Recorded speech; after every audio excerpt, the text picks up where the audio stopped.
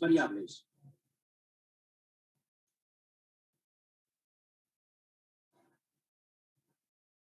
En el caso de esta sierra, por ejemplo, el movimiento de avance es más lento que el de retroceso.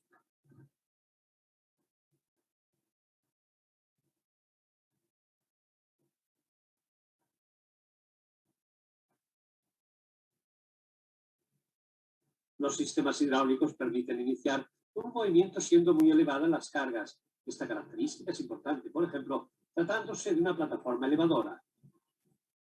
Además, con la hidráulica es fácil prever un sistema de protección de sobrecarga.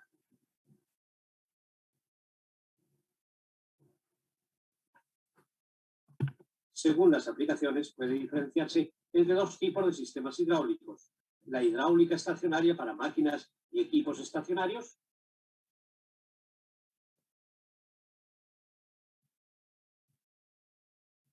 la hidráulica móvil utilizada en maquinaria de construcción, vehículos y aviones. Sin embargo, en ambos casos las leyes de la física son las mismas.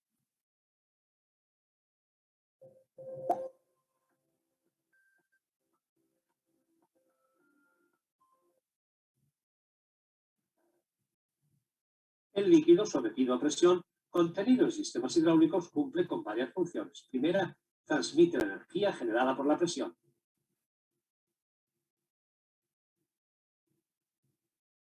Segunda, además se encarga de la lubricación de las piezas móviles. Adicionalmente, protege las partes metálicas frente a la corrosión.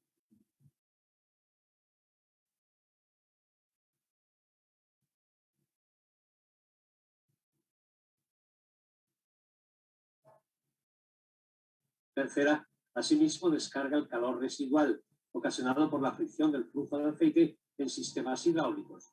Cuarta, finalmente, el líquido se encarga de transportar las partículas desprendidas por las piezas móviles hasta que son retenidas por un filtro. Los líquidos tienen diversas características que deben ser tomadas en cuenta al trabajar con líquidos sometidos a presión. El agua es un líquido que fluye con mucha facilidad, lo que significa que tiene una viscosidad muy baja. El agua no ofrece protección contra la corrosión y casi no tiene propiedades lubricantes. En consecuencia, en estado puro normalmente no puede ser utilizado como fluido para sistemas hidráulicos. Los sistemas hidráulicos suelen funcionar con aceites minerales o sintéticos. Se trata de aceites de baja viscosidad. Aquí vemos un aceite con un elevado grado de viscosidad, lo que significa que se trata de un aceite muy denso. Mediante aditivos es posible modificar las propiedades físicas de los aceites. Ello significa que los aceites pueden ser adaptados a las aplicaciones específicas, agregándoles las sustancias respectivas. Y dicho sea de paso, que los aceites pueden ser comprimidos un 7% aproximadamente, es decir, muchísimo menos que el aire. Esta es una de las razones que explica la precisión de los sistemas hidráulicos.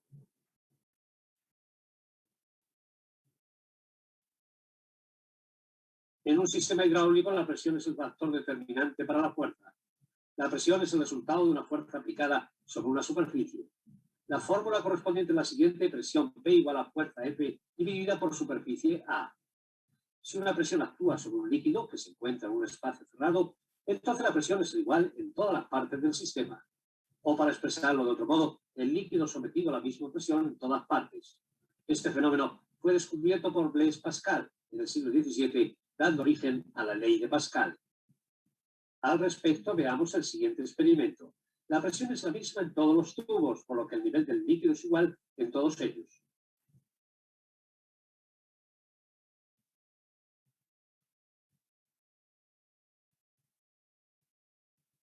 En la práctica, ello significa que la fuerza que es aplicada en una parte determinada de un sistema hidráulico puede ser aprovechada en otra parte, ya que la presión es transmitida homogéneamente en todo el sistema. En consecuencia, el líquido funciona como un vástago mecánico de un cilindro. La velocidad del trabajo ejecutado por un sistema hidráulico es determinada por el caudal volumétrico. El caudal volumétrico es la cantidad de líquido que fluye durante una unidad de tiempo a través de un conducto. La fórmula correspondiente es la siguiente: caudal volumétrico Q igual a volumen V dividido por el tiempo T.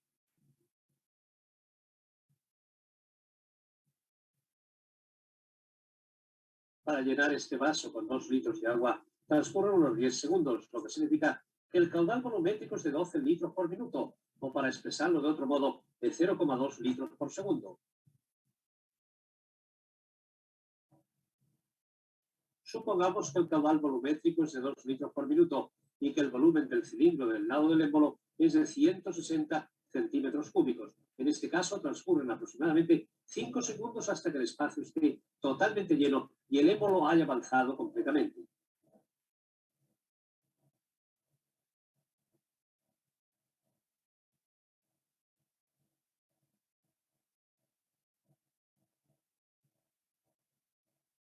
Si no obstante el caudal volumétrico es de 4 litros por minuto, el émbolo avanza en la mitad del tiempo.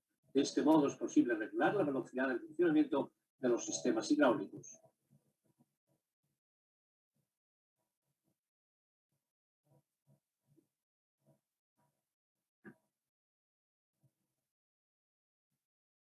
Hemos podido apreciar que la repartición de la presión dentro de un sistema hidráulico cerrado permite transportar una fuerza.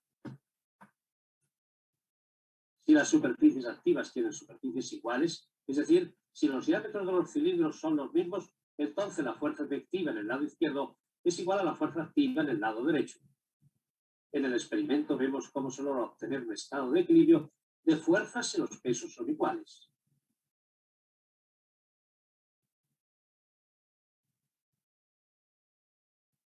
Pero si la relación entre las superficies activas es de, por ejemplo, 1:3, entonces puede sostenerse una carga 3 veces superior, obteniéndose nuevamente un estado de equilibrio.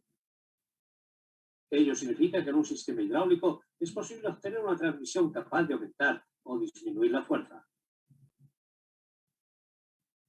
Lo mismo se aplica en el caso del recorrido. Estos dos cilindros tienen émbolos de superficies iguales. Si el émbolo de la izquierda es presionado un tramo determinado hacia abajo, el de la derecha sube la misma distancia. Pero si el cilindro de la derecha tiene un émbolo con una superficie 3 veces superior, entonces su recorrido será 3 veces menor en comparación con el tramo que recorre el de la izquierda. De este modo es posible mover grandes masas con un esfuerzo relativamente pequeño. Así sucede en el caso de la plataforma elevadora hidráulica para automóviles. Por un lado, la fuerza es pequeña y el recorrido grande, mientras que en el lado en el que actúa la carga, la fuerza es grande y el recorrido pequeño.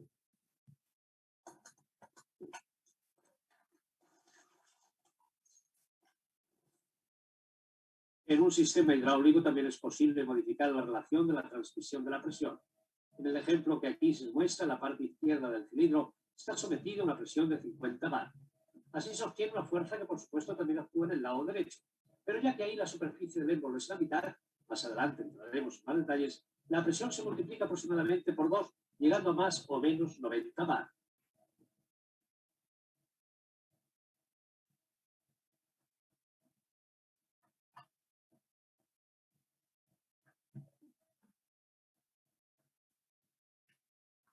La relación de la transmisión de la fuerza es aprovechada en la práctica para aplicar altas presiones en determinadas partes específicas de una instalación fabril, por ejemplo, en un cilindro de sujeción.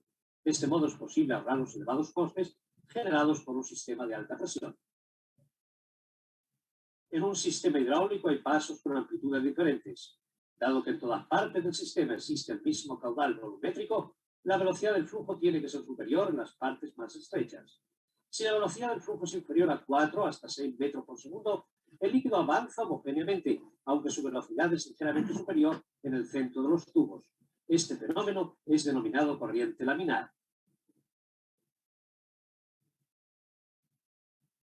En un estrechamiento, es decir, en una zona de estrangulamiento, aumenta la velocidad del flujo. Esto tiene como consecuencia la formación de turbulencias y una pérdida de presión.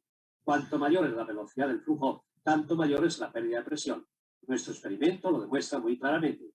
En el tubo del medio, por encima del estrechamiento, la columna de agua es la más pequeña, lo que significa que ahí la presión es la más baja. En casos extremos, la caída de presión puede ser tan alta que es posible que se forme una depresión. En este caso se forman burbujas a causa de aire que se desprende del aceite. Cuando se vuelven a romper a causa de un repentino aumento de la presión detrás de un estrechamiento, es posible que en esta zona de paso se desprendan minúsculas partículas del material. De este modo se desgasta el material, pudiendo incluso quedar totalmente inutilizado. Este fenómeno es denominado cavitación. En la práctica se pone de manifiesto especialmente en los taladros de las piezas, en los perfiles de mando de las válvulas, es decir, todas aquellas partes de un estrechamiento. En el momento en que las burbujas son comprimidas de golpe al aumentar repentinamente la presión, aumenta la temperatura considerablemente. Si la temperatura llega a ser superior a los 830 grados centígrados, incluso es posible que se produzca una autodetonación, tal como sucede con los motores diésel. Así se originan pequeñas ondas de choque que repercuten en todo el sistema y que hacen envejecer el aceite más rápidamente.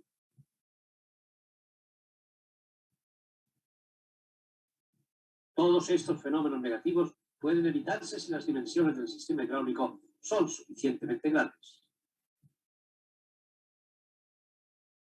Un sistema hidráulico obtiene su energía de una fuente externa, que bien puede ser la fuerza física del ser humano, tal como sucede en el caso de este gato, o como en este caso de una plataforma elevadora puede ser un motor eléctrico. Insistamos en el ejemplo de la plataforma elevadora. La energía del motor eléctrico es transformada en energía hidráulica mediante una bomba de engranajes. El medio para transportar esta energía es el aceite hidráulico. El elemento de trabajo propiamente dicho, el telescopio de la plataforma, es el émbolo de un cilindro hidráulico. Para que todo funcione correctamente, el sistema hidráulico tiene que estar adaptado de los componentes necesarios para regular la energía. Se trata de válvulas que pueden asumir presiones muy diversas. En el caso de este equipo, la estructura es sencilla. La fuente de energía, la parte de regulación de la energía y la parte de accionamiento.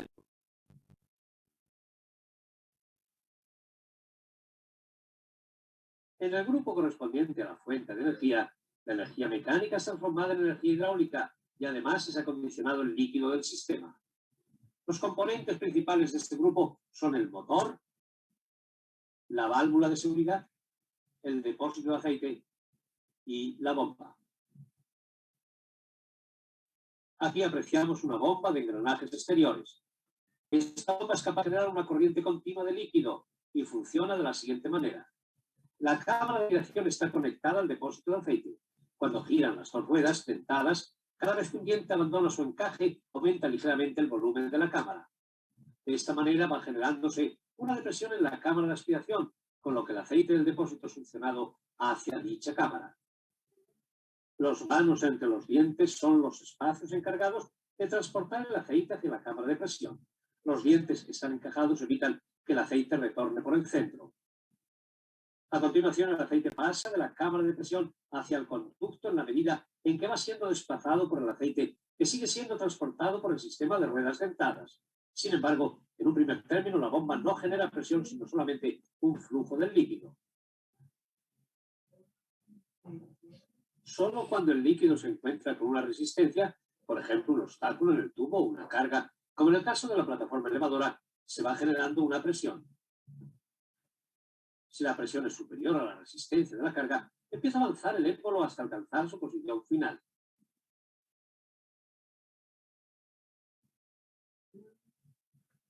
Si en esta circunstancia la bomba continúa transportando líquido y en consecuencia aumenta la presión, en algún momento se produce el evento, ya sea del tubo, de la bomba o del cilindro. Una válvula limitadora de presión se encarga de evitar este desenlace.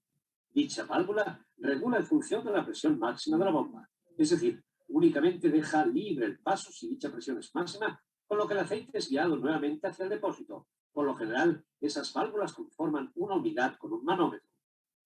Esta bomba de engranajes exteriores genera un caudal volumétrico constante. En consecuencia, se trata de un sistema de bomba de caudal constante. El depósito de aceite cumple con varias funciones. En primer lugar, contiene el aceite que necesita el sistema y además se encarga de acoger el aceite sin presión que proviene del sistema. En segundo lugar, en él se enfría el aceite. Además, en su interior también tienen que segregarse las partículas en suspensión, el agua y el aire. Para ello es necesario que el aceite esté el tiempo suficiente en el depósito. En consecuencia, este tiene que ser suficientemente grande. Antes de que el aceite fluya nuevamente del depósito hacia el sistema, pasa por un filtro, en el cual se retienen las impurezas residuales. Aproximadamente un 70% de los fallos sufridos por sistemas hidráulicos se deben a impurezas contenidas en el aceite. Por ello es muy importante cambiar el cartucho de los filtros cuando sea necesario. A propósito de filtros, los hay incorporados en el conducto de aspiración o los tubos sometidos a presión o también en el tubo de retorno. Existen unidades de accionamiento hidráulico capaces de transformar la energía hidráulica en un movimiento lineal. Se trata de los cilindros.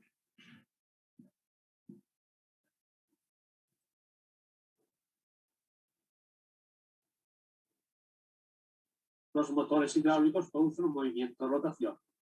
Empecemos por los cilindros hidráulicos.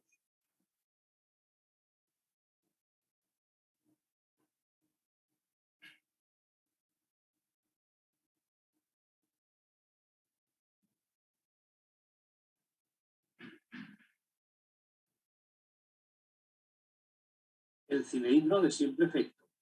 Aquí vemos un cilindro de simple efecto con su respectivo símbolo. Vemos que está dotado de una conexión para el conducto de servicio. Observemos cómo funciona. Cuando fluye aceite hacia la cámara, se genera una presión de trabajo y el émbolo avanza. Este cilindro únicamente puede trabajar en una dirección. Aunque ahora baje la presión, no pasa nada. El émbolo solo vuelve a retroceder cuando aplique sobre él una fuerza desde fuera.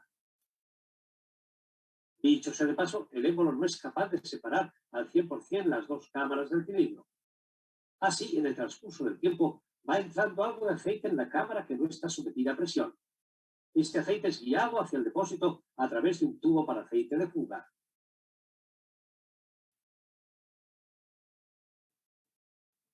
En esta imagen apreciamos un cilindro de simple efecto utilizado para el accionamiento de un elevador de tijeras.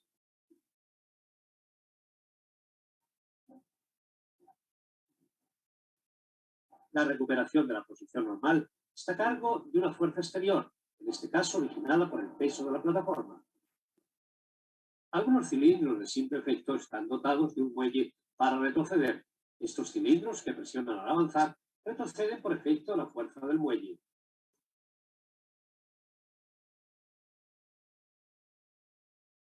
El cilindro de simple efecto de este elevador es llamado cilindro sumergible.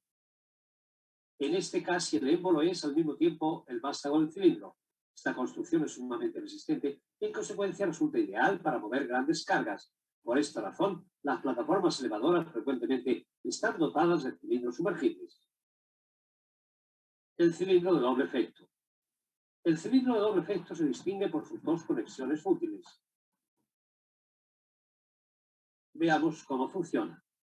El cilindro de doble efecto es sometido a presión alternadamente en ambos lados para ejecutar los movimientos de avance y retroceso. Ello significa que puede ser utilizado para realizar trabajos en ambas direcciones, es decir, para empujar y tirar.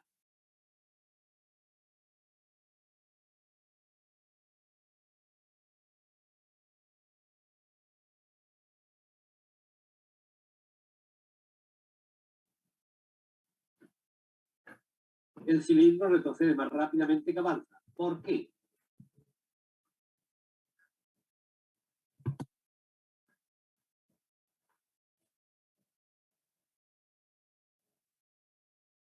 Aquí vemos por qué.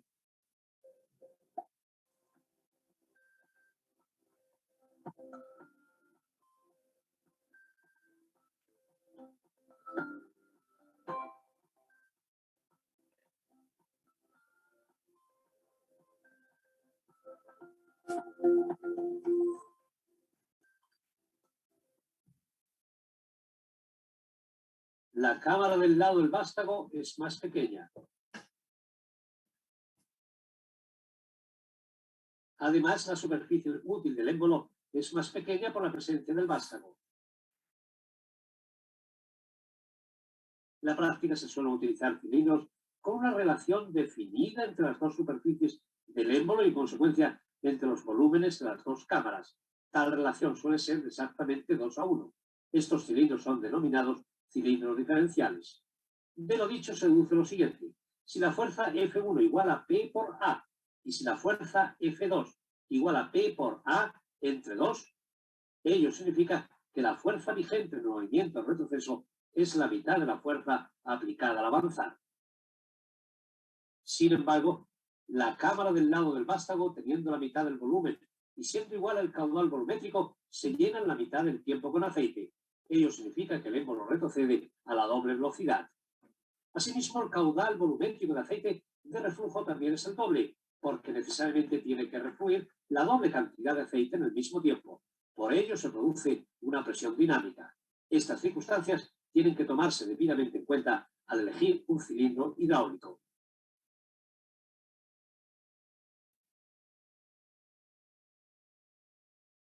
En el caso de este cilindro especial para una prensa, el vástago casi tiene el mismo diámetro que el émbolo.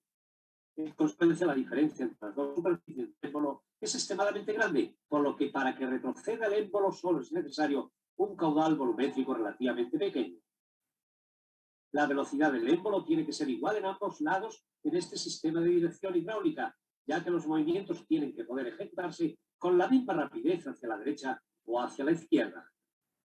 Por esta razón se optó en este caso por un cilindro homocinético. Se trata de un cilindro con vástago doble. Este tipo de cilindros ofrece la ventaja de poder ejecutar movimientos en ambos lados. El cilindro telescópico es un cilindro de carrera grande y a pesar de ello de poca altura. Estos cilindros son ofrecidos en versiones efecto simple y doble. A continuación, fijémonos en los motores hidráulicos. Básicamente funcionan igual que las bombas hidráulicas, solo que al revés. El aceite sometido a presión se encarga de poner en movimiento dos ruedas dentadas engranadas entre sí. El aceite fluye a lo largo de la pared de la cámara y pierde casi totalmente su presión porque ya solo tiene que superar la resistencia del conducto que lleva hasta el depósito. La capacidad de absorción, V, es un parámetro importante en los motores hidráulicos, puesto que indica la cantidad de aceite que es capaz de absorber el motor en cada giro. Las revoluciones N se calculan dividiendo la cantidad de aceite por la capacidad de absorción. Además, cuando se efectúan cálculos relacionados a instalaciones hidráulicas, siempre deberán tomarse en cuenta las fugas de aceite. Este motor hidráulico ejecuta los movimientos del carro de una grúa pórtico, para lo que transforma la energía hidráulica en energía mecánica, desarrollando un movimiento giratorio.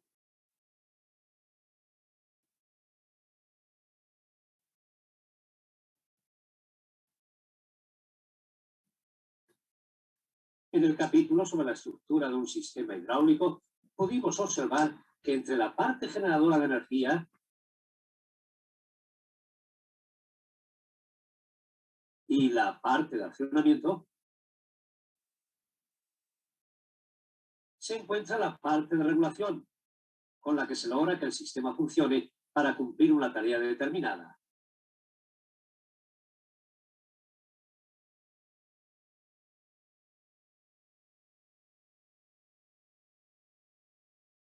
Las válvulas se encargan de regular el flujo de la energía, es decir, la corriente de aceite. Ello significa que son el eslabón que une la fuente de energía y las unidades de funcionamiento, abriendo paso o cerrándolo, guiando el flujo del aceite, regulando el caudal volumétrico y determinando la presión del aceite. Las válvulas pueden ser de asiento,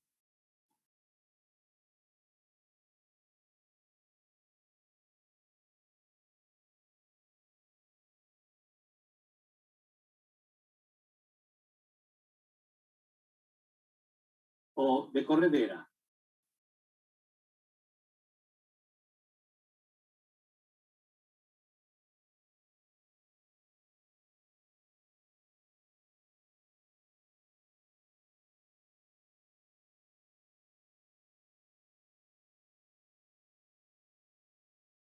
En el caso de las válvulas de asiento, el paso queda cerrado por acción de un cono o una bola que son presionados contra el asiento.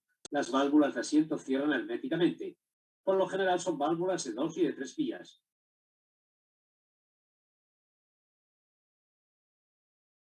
En el el caso de válvulas de Cordera, el caso es abierto por émbolos que se desplazan. Los émbolos de una válvula de Cordera necesariamente tienen cierta holgura. Por ello, este tipo de válvulas no es tan estanco como las válvulas de asiento. En consecuencia, son utilizadas únicamente con presiones de máximo 315 bar. Las válvulas de Cordera permiten abrir y cerrar varias vías.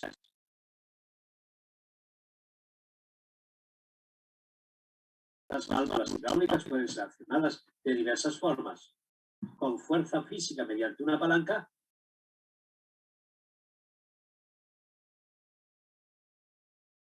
o con un pedal.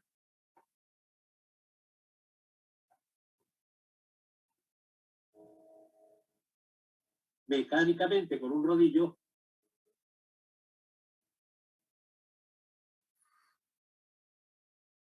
o con un muelle.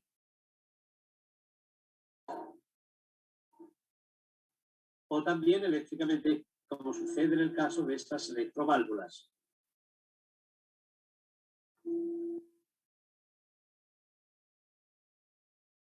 Las válvulas de vías tienen la función de dirigir la dirección que toma el aceite hidráulico.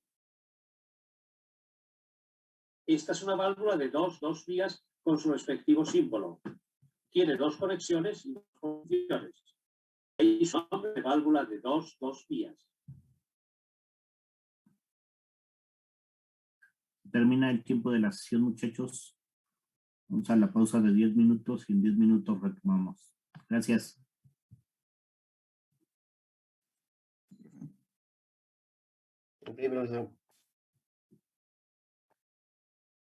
Gracias, los veo en un momento.